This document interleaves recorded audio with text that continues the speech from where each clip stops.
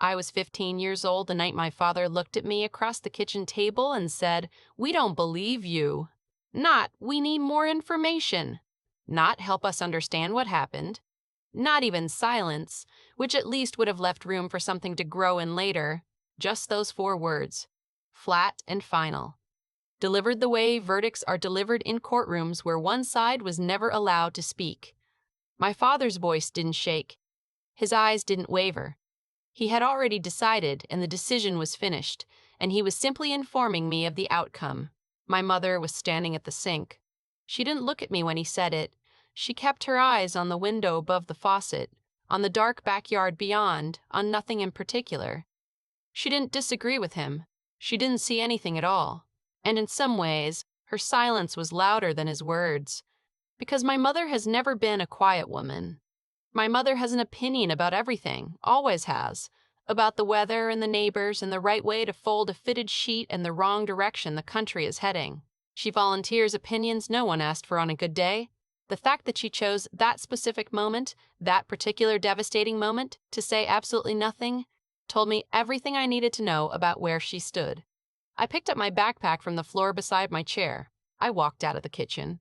I walked up the stairs. I closed my bedroom door quietly, which was a deliberate choice because I would not give them the satisfaction of a slammed door. And I sat down on the edge of my bed in the dark and understood, with the particular cold clarity that only the worst moments of your life can produce, that I was on my own. My name is Nadia Voss. I'm 31 years old. I work as a graphic designer in Portland, Oregon. I have a two-bedroom apartment, a cat named Fig who has strong opinions about everything and communicates them at 5 a.m., and more houseplants than any responsible adult should be managing. I have a good life.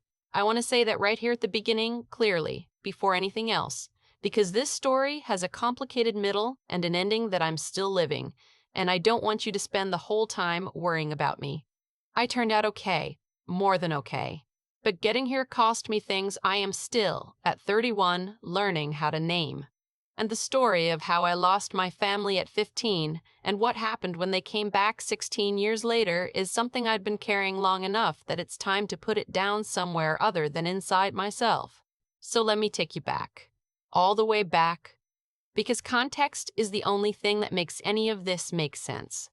I grew up in a suburb of Columbus, Ohio. I am the older of two daughters. My sister Brianna is 3 years younger than me, which made her 12 the night all of this happened. For most of our childhood, we were close in the way that kids who are raised in the same house under the same rules become close. Not by choice exactly, but by circumstance and proximity and the particular intimacy of sharing a bathroom and a backseat and a family. We watched the same shows. We fought over the remote control. We borrowed each other's clothes without asking, and sometimes denied it badly. And on long car trips, or on nights when one of us was scared by a storm or a bad dream, we were genuinely, uncomplicatedly glad the other one was there. But Brianna and I were different from each other in ways that became more apparent the older we got.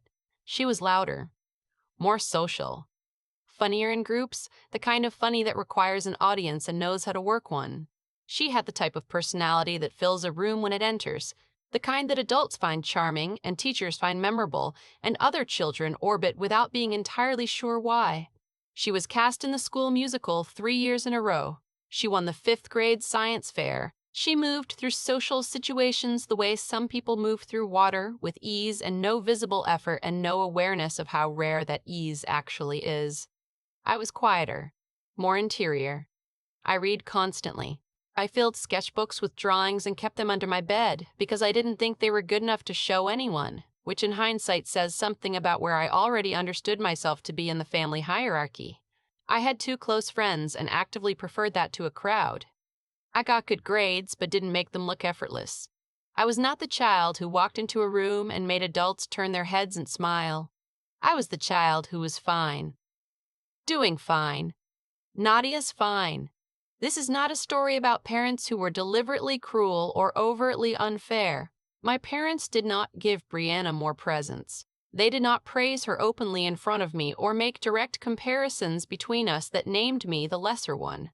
They were not, in the ways that people usually imagine, bad parenting, villains.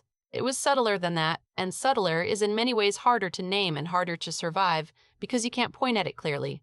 It was the difference between being truly seen and simply being observed. Brianna was seen. I was looked at and filed under fine and moved on from.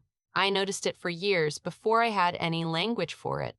The way my father laughed more easily at her jokes, the way his whole face changed when she walked into a room, the way my mother defended Brianna instinctively in arguments reflexively before she'd fully heard both sides, the way she angled her body toward Brianna at the dinner table without seeming to know she was doing it, the way family stories, at holidays and gatherings, always seemed to center on something Brianna had said or done or achieved, while my contributions to the family narrative were supporting roles at best and invisible at worst.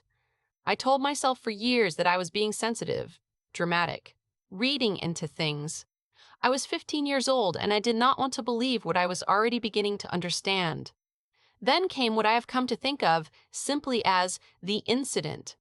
I call it that because even now, 16 years later, I don't have a cleaner word for it. It wasn't dramatic in the way people expect these things to be. There was no single explosive moment, no scene that anyone walking past could have looked at and said, clearly, that is wrong. That was partly why it unraveled the way it did. That was partly why it stayed unraveled for so long. Brianna, who was 12, told my parents that I had said something to her. Something specific and cruel, something designed with precision to wound in a place she was already wounded. She had been struggling that year with the brutal social landscape of middle school, friendship problems that had left her raw and tender in ways that were visible to everyone in the house. My parents had been in protective mode around her for months, the kind of protective that makes you slightly less careful about who else might need protecting. What she said I had done, I had not done. I need to be precise here, because the easy version of the story would make me entirely blameless across all 15 years of our sibling relationship, and that would be dishonest. I was not a perfect sister. I was sometimes thoughtless and sometimes selfish, and sometimes I said things in anger that I shouldn't have said, because that is what siblings do, what children do, what humans do when they are close enough to each other to know exactly where the soft spots are. I am not telling you I was a saint, but what Brianna told my parents I had done on that specific night in that specific context was not true.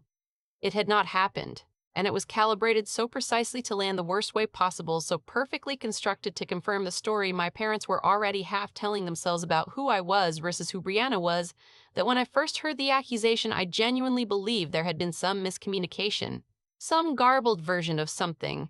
I was certain that if I simply explained, calmly, they would understand. We don't believe you. There was no miscommunication.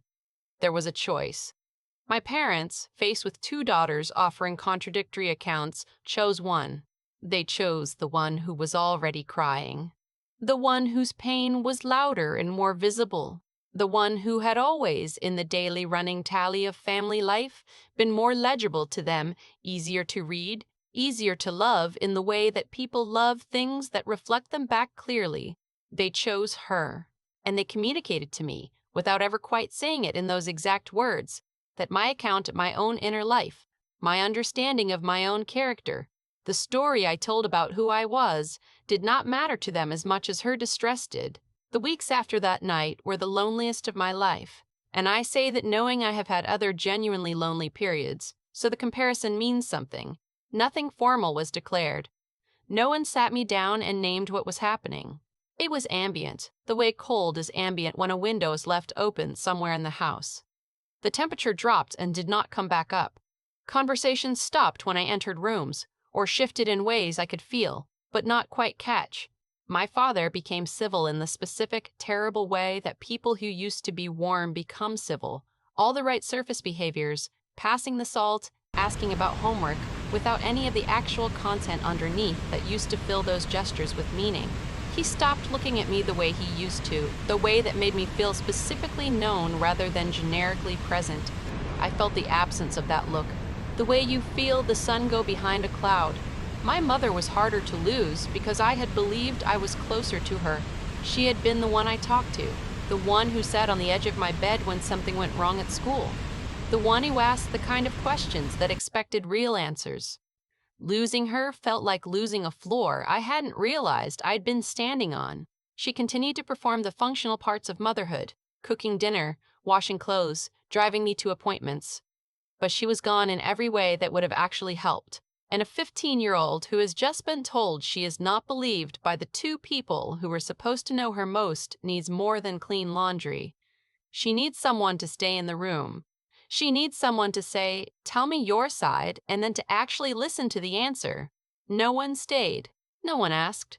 Brianna seemed guilty at first, skittish around me, unable to meet my eyes. But children are adaptable, and the new arrangement worked in her favor in ways I don't think she could have fully named, and within a few weeks the guilt, if it had been real, seemed to have dissolved into the new normal. She moved through the house easily. I moved through it like I was trying to take up as little space as possible. I got through the remainder of that school year the way you get through things when there is no other option. I studied. I filled sketchbooks.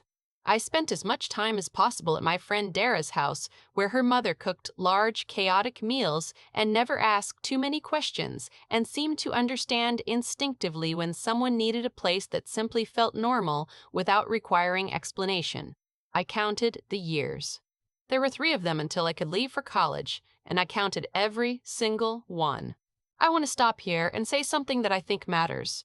I did not hate my parents. I want to be precise about this, because people expect estrangement to involve hatred, and it didn't, not for me.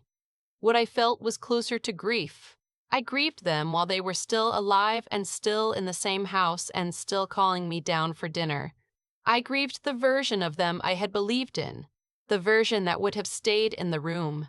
That particular grief, the grief of losing someone who is still physically present, who you can see and hear and sit across from at breakfast, is one of the most disorienting experiences I am capable of describing. Anyone who has lived it knows exactly what I mean without needing further explanation. I also want to say that I didn't stop trying immediately. For the first year I made attempts, small and careful ones. I brought home good grades and placed them where my father would see them without making a production of it. I asked my mother genuine questions about her days. I tried to be more present at the dinner table, more engaged in the family in ways that seemed to matter. I thought if I could be visible enough in the right ways, something might shift. It didn't work because the problem was never my behavior. The problem was that my parents had made a decision about who I was, and decisions like that, once made, have a way of calcifying into facts. Every piece of evidence that contradicted the decision got interpreted through it instead of against it. I was performing. I was trying to seem better than I actually was. This is how it goes when people have already decided. Your good behavior becomes proof of manipulation and your bad behavior becomes confirmation of everything they already believed. There is no move available inside that game. I eventually stopped trying to make one. By the time I was 17, I had developed a kind of emotional self-sufficiency that I am genuinely grateful for and also genuinely scarred by. I learned to carry things alone that shouldn't be carried alone. I learned to be okay in ways that looked so convincing that people believed the performance, including me, for a while. These are survival skills. I mean that literally. But survival skills built for one environment don't always serve you well when the environment changes, and I've spent a significant amount of my adult life learning how to unlearn them. I left for art school in Pittsburgh at 18. I got a partial scholarship and took out loans for the rest, and I remember sitting on the floor of my dorm room the first night, surrounded by boxes I hadn't unpacked yet, and feeling something I hadn't felt in 3 years: space. Just space. The particular lightness of being somewhere that had no existing story about me, somewhere I could be whoever I actually was, without being filtered through a version of me that someone else had decided on. I called home sometimes in those years, holidays mostly. The conversations were short and polite and left me feeling hollower than before I had called, so over time I called less, and the calls got shorter, and the holidays became things I spent with Dara's family, or with the people I was building a life around, the chosen family that I was assembling. Carefully and deliberately, the way you build things when you've learned not to take foundations for granted. After graduation, I moved to Portland. I built a career. I built friendships that have lasted a decade and that I would do nearly anything for. I adopted Fig, who communicates his needs with no ambiguity whatsoever and whom I respect enormously for this. I started therapy at 24, not because I was in crisis, but because I was clear-eyed enough by then to understand that the self-sufficiency I had built was not the same thing as health, and health was something worth working toward even when it was uncomfortable and slow and required saying out loud things I had gotten very good at not saying. I did not speak much to Brianna in those years. A text occasionally, a like on a photo, the bare minimum of maintaining a thread that neither of us had formally cut, but that neither of us seemed to know what to do with. I thought about her more than I contacted her, the way you think about the places where your life split in a different direction. The forks you stand at in your mind long after you've already taken one path and are too far down it to go back. I was 29 when the letter arrived. My father wrote it by hand. 3 pages, front and back, in his handwriting that I would know anywhere. The slightly cramped capitals, the way his lowercase e's leaned forward like they're walking into a wind. I stood in my hallway in my coat, the door still open behind me, and read all 6 sides without moving. He said things had come to light.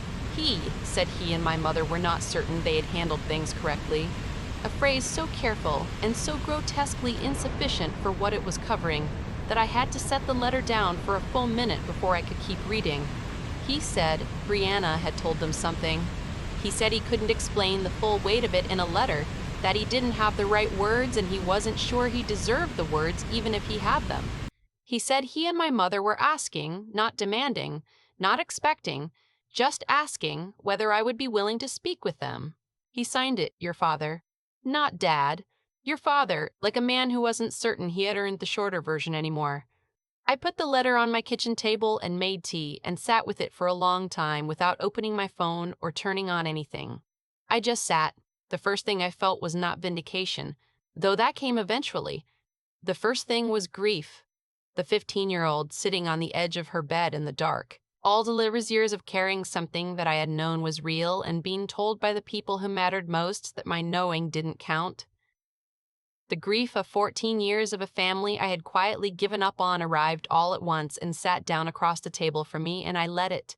Vindication is a complicated feeling. People imagine it as clean, as a bright line of, yes, I was right, I was wronged, here is the proof. But it doesn't arrive clean. It arrives tangled up with the wound it's confirming, because vindication means the wound was real, and the wound being real means you really lost all those years, and the years don't come back just because someone finally acknowledges them. I called Dara that night. She listened to me read the entire letter, and when I finished, she asked me one question. Not what should you do? Not what does this mean? Just, what do you want? I didn't know yet, but I knew I needed to find out what Brianna had actually told them. It took me 3 weeks to make the call. I wrote out 6 different versions of what I was going to say, and then the night I actually dialed, I used none of them. My mother answered. When she heard my voice, she said my name, Nadia, and there were 14 years compressed into that single word, the weight of them audible, and I had to close my eyes and breathe carefully to keep myself steady. We talked for over an hour. She told me what Brianna had said. Not recently, not last week. 4 years ago, when Brianna was 24 and was in her own therapy doing her own excavation of her own past, Brianna had told them the truth. Not a softened version. Not, and I may have exaggerated version. The truth, she had lied. What she told them I had done, I had not done. She had known at the time that I had not done it. She had chosen to say it anyway because she was 12, and she understood, with the terrible instinctive precision that children sometimes have about the pressure points of their families, that if she said this particular thing, my parents would believe her without question. She had been right. My mother cried as she told me this. She apologized. She said she was sorry in the way people say things when they need the repetition to feel like it's doing the work of closing a gap. Sorry. I'm sorry. We are so sorry. I listened to all of it without interrupting. I had spent a long time imagining what I would say if I ever got this phone call, and in the actual moment of it, I found I mostly needed to just receive it, let it land. My father called 2 days later. He was more halting. My father has never been comfortable with emotional conversation, which I say as a fact rather than a criticism, and the call cost him something I could hear. He said he had let me down. He said he had wanted to protect Brianna and in doing so had failed to protect me. He said he was asking, not expecting anything in return for the asking, just asking, for the chance to try. 3 weeks after that, on a Saturday morning in November, someone knocked on my door. I had not invited them. I need to be clear about this because it matters. I had not given them my address. I had not said come. I was still in my pajamas with coffee and a book when the knock came, and I opened the door expecting a neighbor or a delivery, and it was both of them standing on my porch wearing their Columbus coats. Completely wrong for a Portland November, my mother holding a bakery bag like an offering. My father with his hands in his pockets the way he stands when he doesn't know what to do with himself. They looked older. Of course they did. 16 years. But more than that, they looked frightened, and that was an expression I had never associated with either of them, and seeing it on their faces, the genuine fear that I might close the door, that I had every right to close the door, was the thing that brought me closest to breaking in that entire sequence of events. I stood in the doorway for a moment that felt much longer than it was. Fig came to my ankles, examined the situation, and retreated with his characteristic indifference. I stepped back. I let them in. We sat in my living room for almost 4 hours. I let them speak first. I had made that decision consciously in the weeks between the phone calls and this moment. If I started talking, I would say everything at once, and none of it would reach them the way it needed to. So I let them go first. My mother talked for a long time. My father spoke less, but more precisely. They told me what Brianna had said in more detail than the phone call, and they told me about the 4 years between learning the truth and contacting me. 4 years of apparent turmoil about what to do, how to approach me, whether they had any right to approach me at all. I asked why 4 years. My father was quiet for a moment. Then he said, I was ashamed. I didn't know how to come to you without making the conversation about managing my shame instead of about what we'd done to you. I sat with that. It was more self-aware than I had expected from him. It didn't undo the 4 years, but it was real, and I've gotten good enough at reading people by then to know the difference between real and performed. Then it was my turn. I talked about being 15 in that kitchen. I talked about the specific quality of the silence in the house afterward, the way a place can be physically inhabited and emotionally empty at the same time. I talked about the years of trying to make myself more visible in ways that seemed to matter, and the year I stopped trying and what it felt like to stop. I talked about art school in Portland and the people who had become my actual family and what it had cost me to build that from scratch, the slowness of it, the deliberateness required when you have learned not to trust that foundations hold. And I said clearly, because they needed to hear it said clearly, I was okay. I was more than okay. I had built a good life, and I was proud of it, and I did not need their recognition of it to validate it, because I had learned a long time ago not to put my sense of self on foundations I didn't control. But I needed them to understand that what they had done had consequences that extended far beyond the original lie. The consequences were in all the years that followed. In every moment I needed something and had already learned not to ask. In every way I had wired myself for self-sufficiency in situations where self-sufficiency was a wound pretending to be armor. My mother cried steadily through most of this. My father was very still, the way he is when he is holding something carefully. I asked about Brianna. This is still the complicated part. She had told him the truth. Whatever her reasons were at 12, she had at 24 looked at what she'd done and said it out loud, and I don't minimize what that takes. I don't know exactly what that conversation looked like, what it cost her, what was in her face when she said it. I know what my parents told me, which is that she said she had been sorry for years and had finally decided that carrying it indefinitely was its own kind of damage. I have not spoken to Brianna directly yet. I want to say that plainly rather than let it be a detail that gets lost. That conversation is ahead of me, one I am approaching with care, not avoidance, just care. The kind of care you take when you know that not every wound closes the same way, and not every conversation goes the way you rehearse it in your head at 2 a.m. What I will say about her is this. I understand 12-year-olds. I understand that children do terrible things from places of fear and need and pain that they don't have the tools to understand or articulate. The 12-year-old who does something and the 24-year-old who sits down and admits it are connected but not identical. I hold both of those truths simultaneously. I don't know yet whether I can forgive her, and I will not perform forgiveness for anyone's comfort, including my own. But I don't hate her, I have never hated her. I have never hated her. I am letting it be complicated for as long as it needs to be.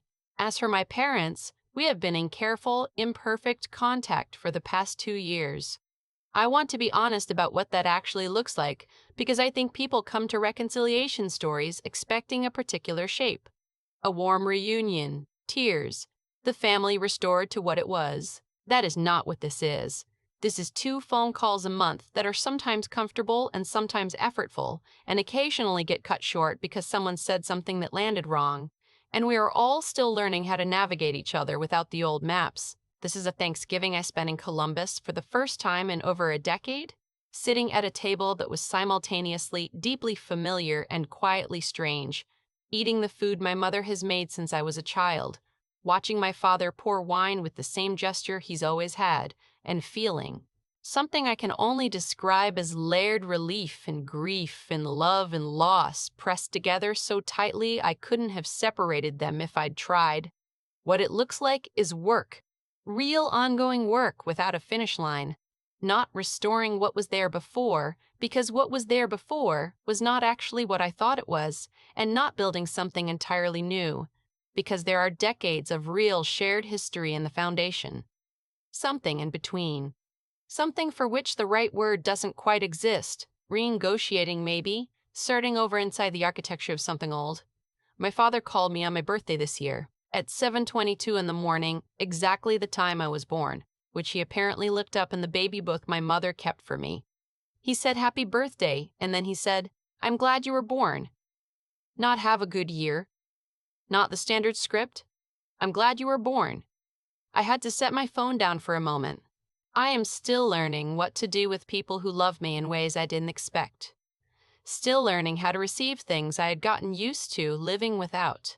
That's the part no one tells you about estrangement and reconciliation.